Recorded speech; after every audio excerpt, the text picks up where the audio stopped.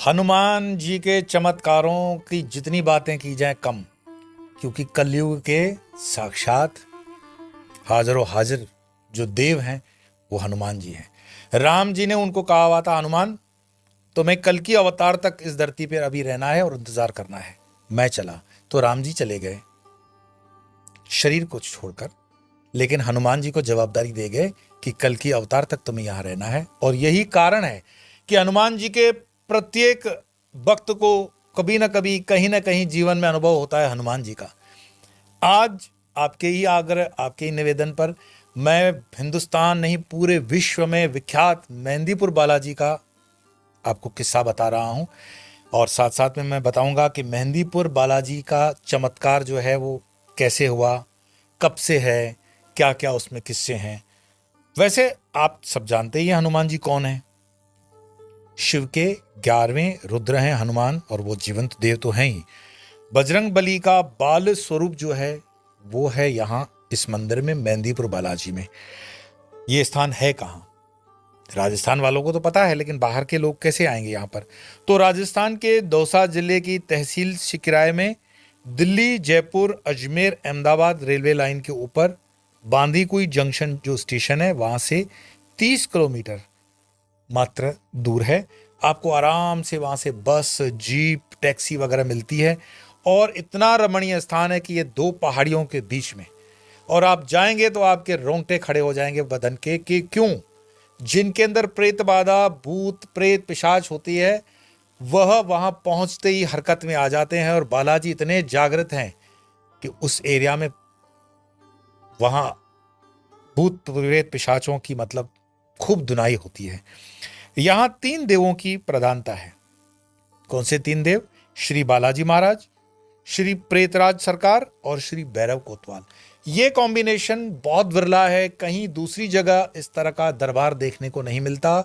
और सबसे बड़ी बात यह है कि यहां पर आपको ऐसा नहीं है कि दरबार में पैसे देने हैं, इतने पैसे दोगे तो ही इलाज होगा। नहीं, ये मेहंदीपुर बालाजी का दरबार है। प्रेतराज यहाँ पर जो हैं हिसाब किताब करते हैं, और कोतवाल यहाँ के भैरव हैं। और इतने जागृत, इनका भोग वगैरह भी मैं बताऊंगा क्या लगता है। एक इस मंदिर की विशेषता है कि यहाँ पर कभी भी इस मंदिर से प्रसाद लेकर के आप घर वापस नहीं आओगे। वो प्रसाद वहीं पे जो खाना है खा लिया, छोड़ दो, पीछे मुड़ के भी मत देखना। तो कुछ नियम है, उन नियमों को समझ जाओगे तो आप खूब इसमें से फायदा ले सकते हो। इस मंदिर का प्रागट्य जो है वो बड़ा दैविक तरीके से होता है। जो प्रथम इसके उद्धारक हैं उनके स्वप्न में बालाजी आते हैं और वो कहते हैं कि मुझे यहाँ पर स्थान से करो, मेरी महिमा मंडन होने वाला है।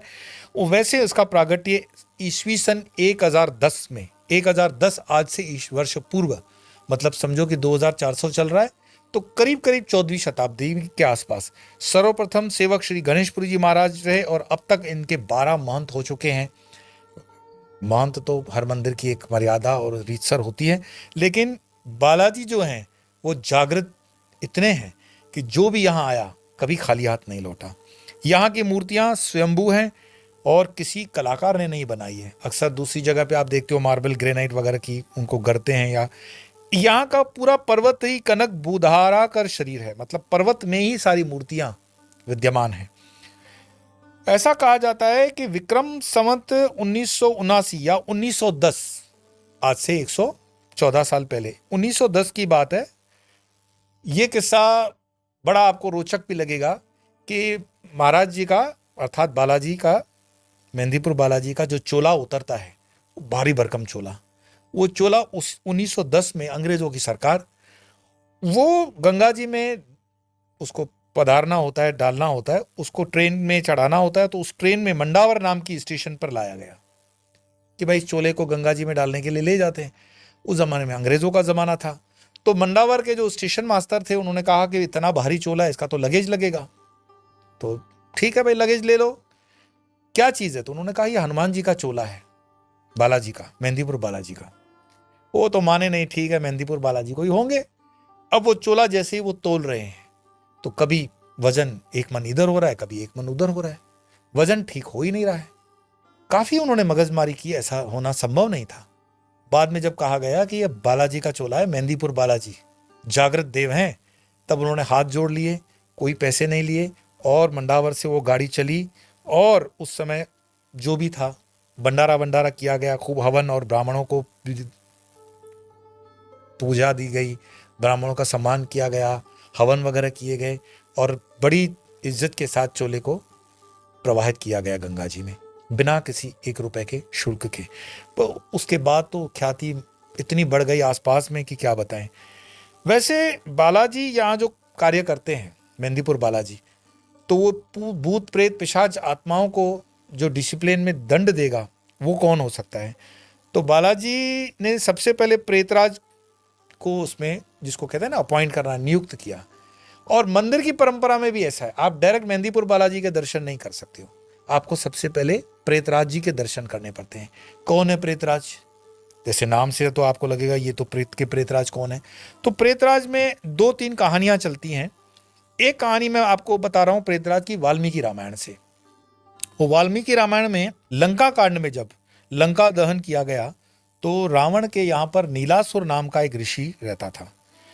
उन्होंने हनुमान जी को देखा, खूब लंका दहन कर ली और उनके सारे कर्तव्य देख लिए और वो समझ गए कि ये साधारण वानर नहीं है भाई, जिसने लंका दहन कर दी, रावण का जो घमंड है वो चूर चूर कर दिया।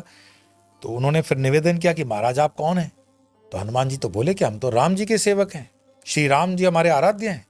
तो उन्होंने कहा हमें एक बार श्री राम जी के आप दर्शन करवा दीजिए।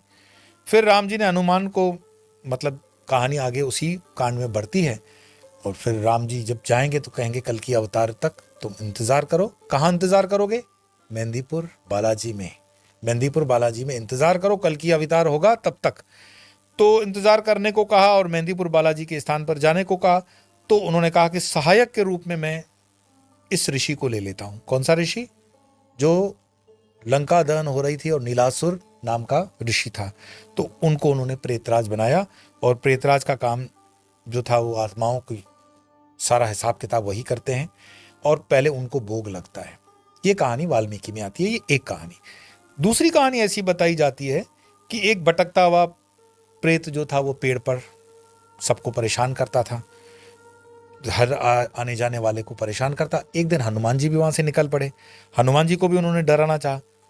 अब हनुमान जी जिनके नाम से जो कहते हैं ना, हनुमान जी के लिए हम जब कहते हैं भूत पिशाच निकट नहीं आवे, महावीर जब नाम सुनावे, तो वो निकट नहीं आ रहा था। वो समझ गए कि ये तो हनुमान जी हैं।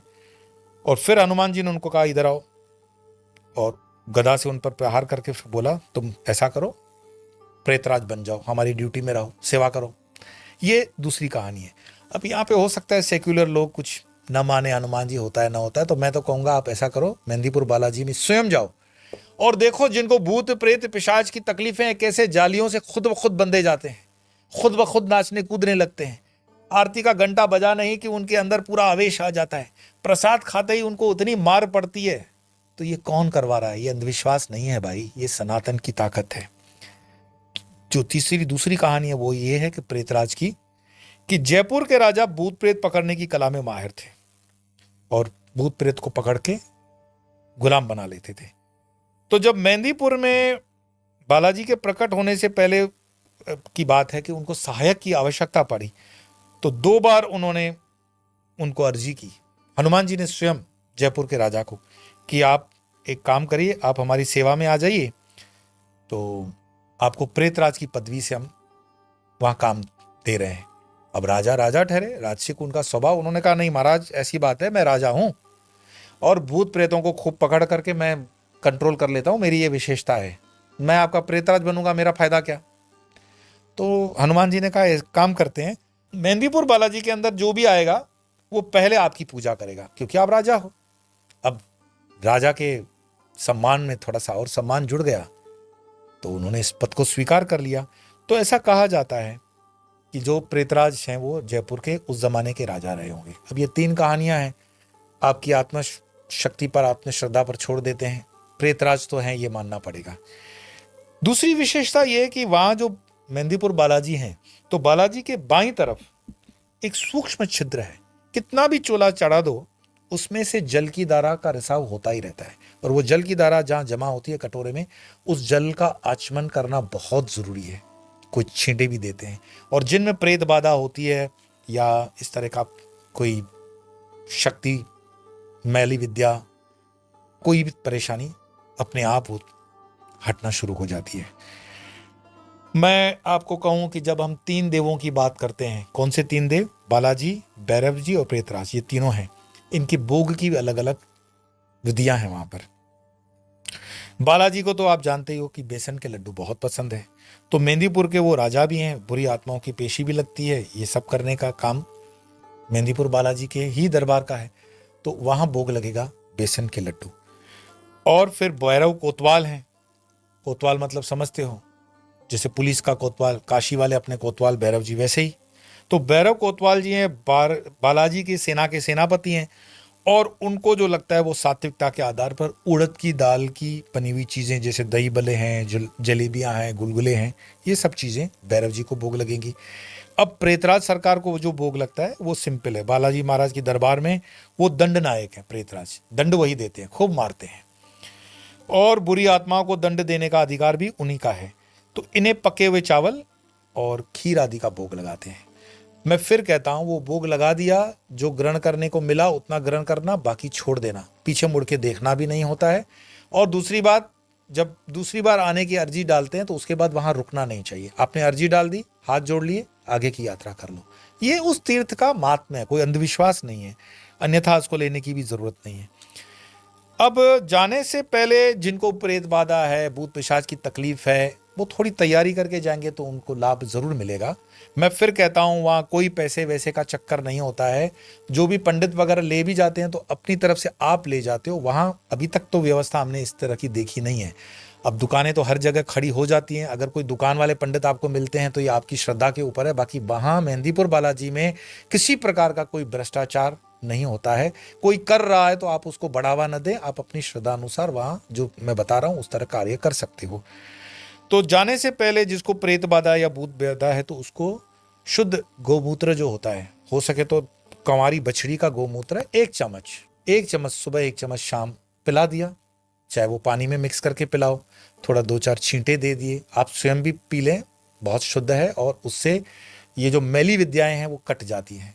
गोमूत्र की इतनी ताकत है, ये वैज्ञानिक है, अंधविश्वास नहीं है। तो 7 दिन जाने से पहले ये प्रयोग जरूर करें गोमूत्र का। और भी ज्यादा तकलीफ है तो हम जैसे बड़े बड़े यज्ञ करते हैं, तो जो यज्ञ में यजमान बैठता है उसके पूरे शुद्धिकरण करने के लिए गोमूत्र के साथ साथ हल्का सा, मानो कि 1 चने के दाने जितना शुद्ध गोबर भी हम मिला करके उनको देते हैं ग्रहण करने के लिए। ये थोड़ा सा आपको विचित्र लग सकता है, लेकिन इसके कभी मैं आपको विस्तार से बताऊंगा कि वैज्ञानिक कारण क्या है। तो उसको ग्रहण करें। और 7 दिन पहले फिर बालाजी के दर्शन किए, उन दोनों भी चालू रखेंगे, आने के बाद भी 7 दिन चालू रखें। 14-15 दिन तक इसका पालन करने से उसका असर बहुत अच्छा आता है।